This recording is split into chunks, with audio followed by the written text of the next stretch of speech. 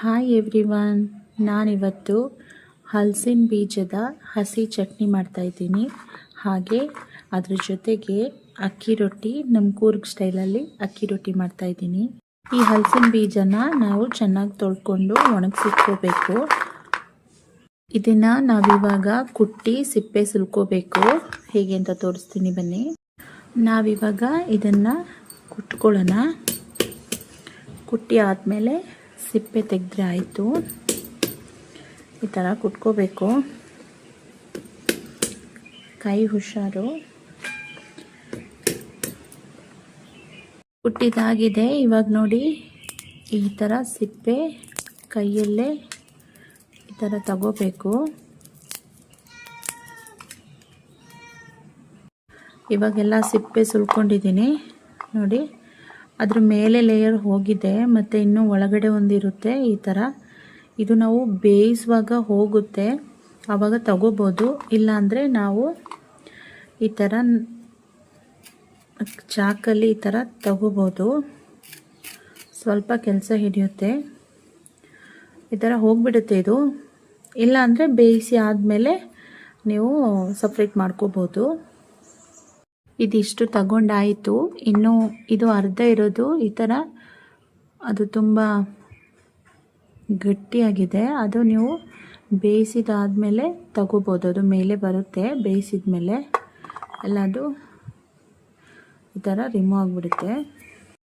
ನಾವಿವಾಗ ಇದನ್ನು ಬೇಯಿಸ್ಕೊಳ್ಳೋಕೆ ಇಟ್ಕೊಳ್ಳೋಣ. ಕುಕ್ಕರಲ್ಲಿ ಬೇಕಾದರೂ ಹಾಕ್ಕೋಬೋದು, ಒಂದು 2-3 ವಿಶಿಲ್ ಹಾಕಿ. ಅಂದರೆ ಇವಾಗ ಹೀಗೆ ಬೆಂದಾದಮೇಲೆ ಈ ಲೇಯರಲ್ಲಿ ಸಿಪ್ಪೆ ಇರುತ್ತಲ್ವ, ಇದೆಲ್ಲ ಹೋಗಿಬಿಡುತ್ತೆ. ಇವಾಗ ನೀವು ಇದನ್ನ ಚೆನ್ನಾಗಿ ಬೇಯಿಸ್ಕೋಬೇಕು. ನೋಡಿ, ಇದು ಬೆಂದಾಗಿದೆ. ಇವಾಗ ಇದು ಸ್ವಲ್ಪ ಇದು ಸಿಪ್ಪೆ ಇದೆ ನೋಡಿ, ಅದನ್ನು ಹಾಗೆ ತಗೊಂಡ್ರೆ ಆಯಿತು. ಇದು ನೀರು ಬಂದು ರುಬ್ಬುವಾಗ ಹಾಕ್ಕೋಬೋದು. ಇದೇ ನೀರನ್ನು ಇದನ್ನು ಹೀಗೆ ಸ್ವಲ್ಪ ತಗೊಂಡ್ರೆ ಸಾಕು. ಈಗ ಇದಾಗಿದೆ ನೋಡಿ, ಇಷ್ಟು ತಗೊಂಡ್ರೆ ಆಯಿತು.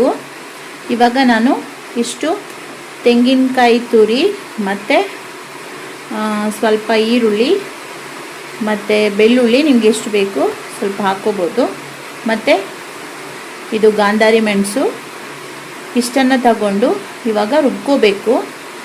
ನಾನಿವಾಗ ರುಬ್ಕೋತೀನಿ. ಎಲ್ಲ ಹಾಕ್ಕೊಳ್ಳೋಣ. ಇವಾಗ ರುಬ್ಕೊಳ್ಳಿಕ್ಕೆ ಹಾಕ್ಕೊಳ್ಳೋಣ. ಎಲ್ಲ ಸೇರಿಸಿ ಈ ಥರ ರುಬ್ಕೋಬೇಕು.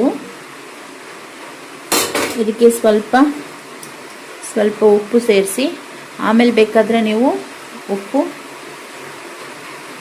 ರುಚಿ ನೋಡಿ ಹಾಕೋಬೋದು. ಇವಾಗ ಹಾಗೆ ಹಾಕಿ ಸ್ವಲ್ಪ ಲೆಮನ್ ಜ್ಯೂಸ್ ಆ್ಯಡ್ ಮಾಡ್ಕೋಬೇಕು.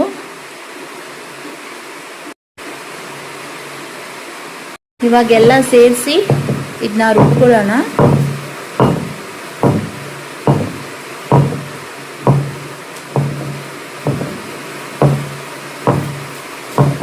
ಇದು ಸ್ವಲ್ಪ ಟೈಮ್ ಹಿಡಿಯುತ್ತೆ.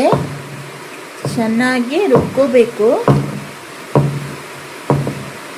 ನೀರು ಬೇಕು ಅಂದರೆ ನಾವು ಆವಾಗ ಬೇಯಿಸಿದ್ದು ಹಲಸಿನ ಬೀಜ ಬೇಯಿಸಿದ್ದಿರುತ್ತೆ ನೋಡಿ ನೀರು, ಅದನ್ನೇ ಹಾಕ್ಕೊಂಡ್ರಾಯ್ತು. ಎಕ್ಸ್ಟ್ರಾ ಬೇಕು ಅಂದರೆ ಬೇರೆ ನೀರು ಹಾಕ್ಕೊಳ್ಳಿ. ಇದು ನೋಡಿ, ಆಲ್ಮೋಸ್ಟ್ ಆಯಿತು. ಈ ಥರ ಬಂದಿದೆ, ಆಗಿದೆ, ರೆಡಿ ಆಗಿದೆ. ಇವಾಗ ಇದನ್ನ ತಗೊಳ್ಳೋಣ. ಈಗ ಹಲಸಿನ ಬೀಜ ಚಟ್ನಿ ಜೊತೆಗೆ ನಾವು ರೊಟ್ಟಿ ಮಾಡ್ಕೊಳ್ಳೋಣ.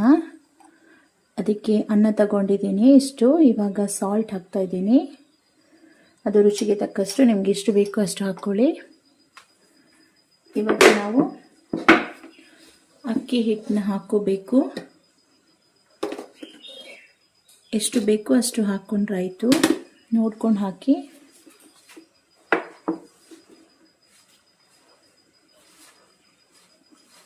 ಈ ಥರ ಕಲಿಸ್ಕೋಬೇಕು.